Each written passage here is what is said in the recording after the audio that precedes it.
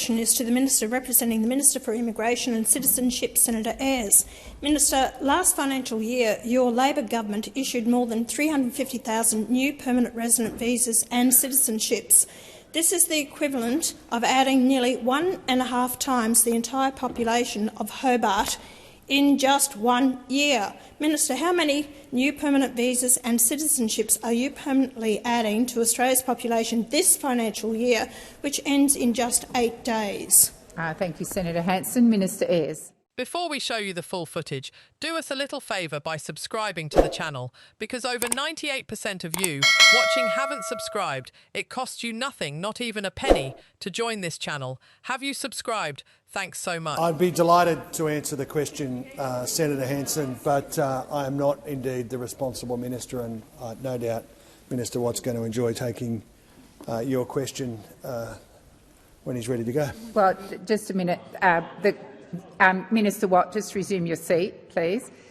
Senator Hanson, I understand Minister Ayres is not the responsible minister, but I'll give you the opportunity. Would you want to redirect that question to Minister Watt?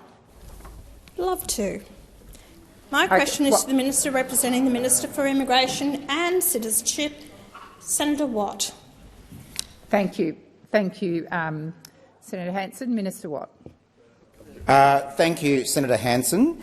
One inconvenient fact for the One Nation Party is that this government has nearly halved net overseas migration since it spiked after the COVID epidemic. Most people in this country recognise that during the COVID epidemic, essentially migration ended into Australia. People couldn't come here. Most people recognise that after the epidemic, migration skyrocketed because people were trying to get back into the country, including many Australians who were seeking to come back into a country. And also, of course, we inherited on coming to office a completely broken migration system that was left behind by Mr Peter Dutton. Remember him? Remember Mr Peter Dutton? I know, or have you sort of erased any memory of him? So, broken migration system combined with a massive increase in migration post-COVID. Ever since then, we have been working hard to fix the rorts and the other faults in the migration system, including around international student numbers. And what that has meant is that we have reduced net overseas migration by 45% since it spiked, so nearly halved, and we're on track to reduce it even further. Now, we recognise, as a government and as a party, that the migration numbers that we were seeing post-COVID were unsustainable, they were too high, and they needed to be brought down. What we also recognised that to house Australians, which is what the One Nation Party often links with migration, we also needed to build more homes. And that's why, as a government, we have invested tens of billions of dollars in building more social and affordable homes for the battlers that Senator Hanson pretends she cares about. And how did One Nation vote every time we tried to increase funding for housing? They voted no, along with the Liberal Party and the National Party. So don't come in here and lecture us about supporting houses for Australians, because you always vote against them. The time for answering has expired. Senator Hanson, first supplementary. Minister, Australia has been suffering under mass migration. Minister, your government says you are cutting immigration, yet you've flooded the country with over 2 million arrivals since coming to government. The damage has been done. Your 45% cut is too little too late. Why are you using mass migration to paper over your abysmal economic management, disregarding the call from millions of Australians to stop it due to their standard of living being destroyed? Why are you waiting till 2027-28 to reduce it up to 225,000? That is still too many. Hanson. The time has expired. Minister Watt. Thanks again, Senator Hanson.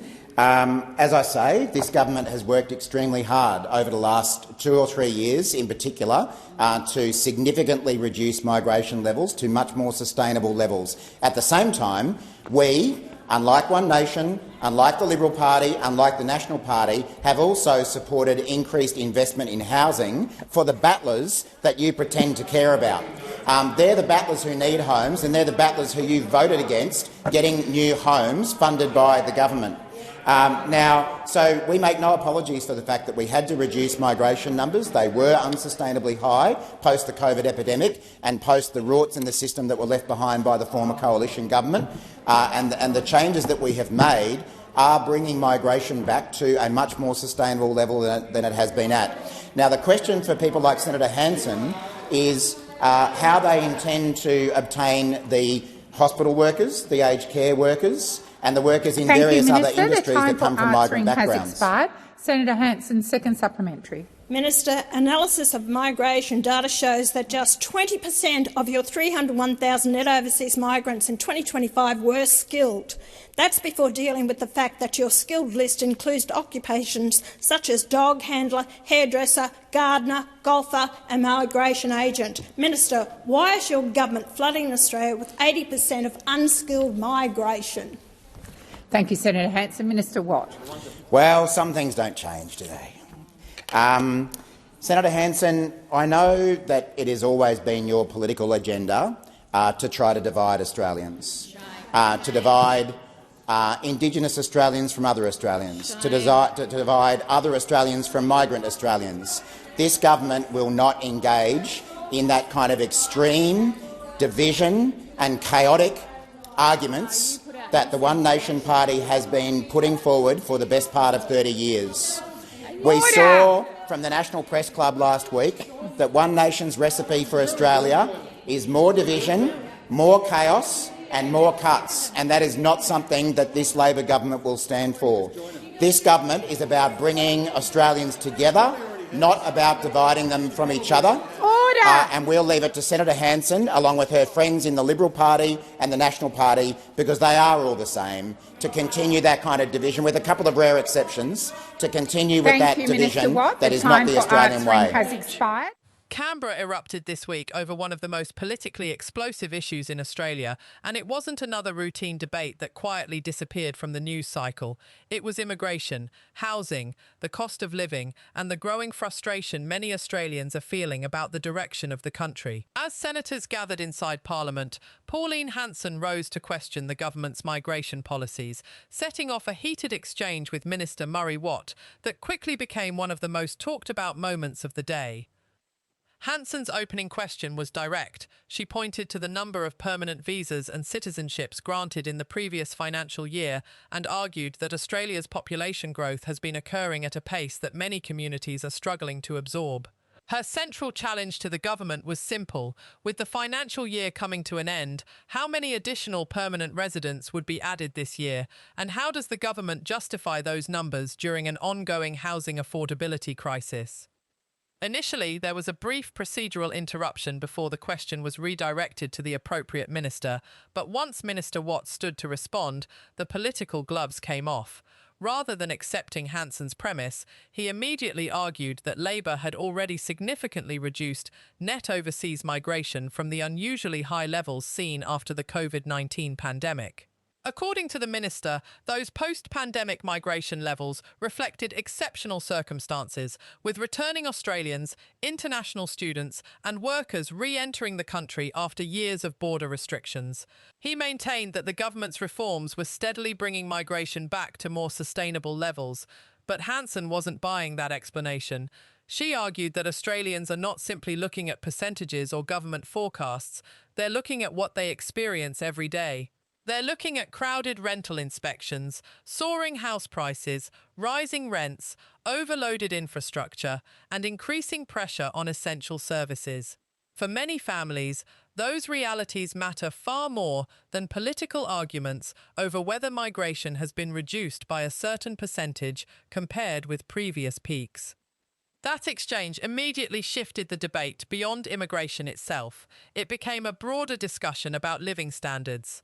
Across Australia, many households continue to face cost of living pressures. Young Australians are delaying buying their first home. Families are adjusting household budgets to cope with rising expenses. Regional communities are dealing with infrastructure demands that have grown rapidly in recent years. Against that backdrop, Hanson argued that migration policy cannot be discussed in isolation from housing, infrastructure, healthcare, and economic planning. Minister Watt responded by defending the government's broader strategy. He argued that Labour recognised the unusually high migration levels following the pandemic were unsustainable and had taken steps to reduce them. At the same time, he emphasised that the government had invested heavily in social and affordable housing programmes, arguing that increasing housing supply must form part of any long-term solution. He also criticised parties that opposed aspects of the government's housing agenda, suggesting that reducing migration alone would not solve Australia's housing challenges. The clash quickly became more personal and politically charged. Hanson returned with another question, arguing that the government had already allowed very large numbers of arrivals before announcing reductions. In her view, the damage had already been done. She questioned why Australians were being asked to wait years before migration reached the government's projected long-term levels, arguing that communities were already feeling the effects today rather than years into the future. The minister rejected that criticism. He maintained that Labour had inherited significant challenges within the migration system and had been working to restore balance while ensuring Australia continued to attract workers needed in sectors facing labour shortages. Healthcare, aged care, construction and other industries continue to rely on skilled migrants, he argued, and responsible migration policy requires balancing economic needs with community capacity. The exchange then moved into another contentious area. Hanson questioned the composition of migration itself, arguing that skilled migration should receive greater emphasis. She challenged whether the current mix of migration categories was delivering the workforce Australia actually needs. Minister Watt rejected suggestions that the government's approach was irresponsible and accused One Nation of using migration debates to create unnecessary division within Australian society. That accusation only intensified the political confrontation. Instead of retreating, Hanson continued arguing that raising questions about migration levels should not automatically be dismissed as divisive. She maintained that Australians have legitimate concerns about housing affordability, infrastructure, wages and public services, and that those concerns deserve serious answers rather than political labels. Within hours, clips from the Senate exchange spread across social media. Supporters of Hanson praised her for voicing concerns they believe many Australians share.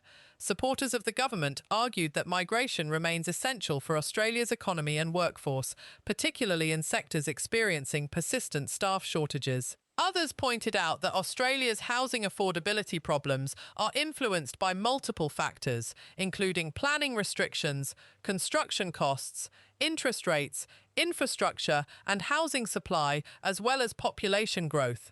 That broader discussion reflects one of the defining political debates facing Australia today. Immigration is no longer discussed solely as a border policy issue. It is increasingly linked to housing, economic growth, labour markets, healthcare, education, infrastructure, and national planning. Every major political party recognises that Australians are paying close attention to how these issues interact, particularly while cost of living pressures remain high. Internationally, Australia is hardly alone.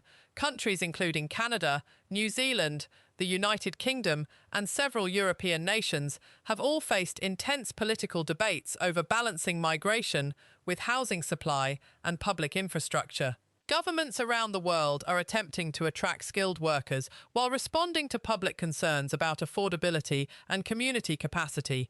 Australia now finds itself confronting many of the same policy challenges. Back in Canberra, neither side appeared willing to give ground. Labour argued its migration reforms are restoring balance after extraordinary post-pandemic conditions, while simultaneously investing in additional housing supply. Hanson argued Australians are judging governments not by policy announcements, but by the realities they experience every day. Rising rents, crowded inspections, housing shortages, and pressure on services remain powerful political issues regardless of statistical trends. That is precisely why this debate continues attracting so much attention. It is not simply about migration numbers. It is about confidence. Confidence that governments have a long-term plan. Confidence that infrastructure will keep pace with population growth. Confidence that housing supply can meet demand. Confidence that Australia can balance economic opportunity with quality of life. Those are questions every government must answer. As Parliament continues debating these issues, one thing has become increasingly clear: immigration will remain one of Australia's defining political conversations. Every budget, every housing announcement, every infrastructure project, and every labour market report will increasingly be viewed through the lens of population growth and national planning. This week's Senate clash demonstrated just how politically sensitive the issue has become. Hanson challenged the government's narrative. Minister Watt defended Labour's record. Neither side persuaded the other, but both highlighted concerns that many Australians continue discussing around kitchen tables, workplaces, and community meetings across the country. Whether voters ultimately support Labour's approach, One Nation's proposals, or another alternative remains to be seen. What is certain is that housing affordability, migration policy and economic pressures will continue shaping Australia's political landscape for years to come. So, what do you think? Has the government struck the right balance between supporting the economy and managing population growth? Did Senator Hanson raise questions that deserve stronger answers? Or is Labor correct that migration must be considered alongside housing investment and workforce needs? Share your thoughts in the comments below. If you enjoyed this breakdown of Australian politics, don't forget to like the video, subscribe to the channel, and share it with friends and family. With Parliament continuing to debate some of the country's biggest challenges, there will be plenty more political showdowns still to come.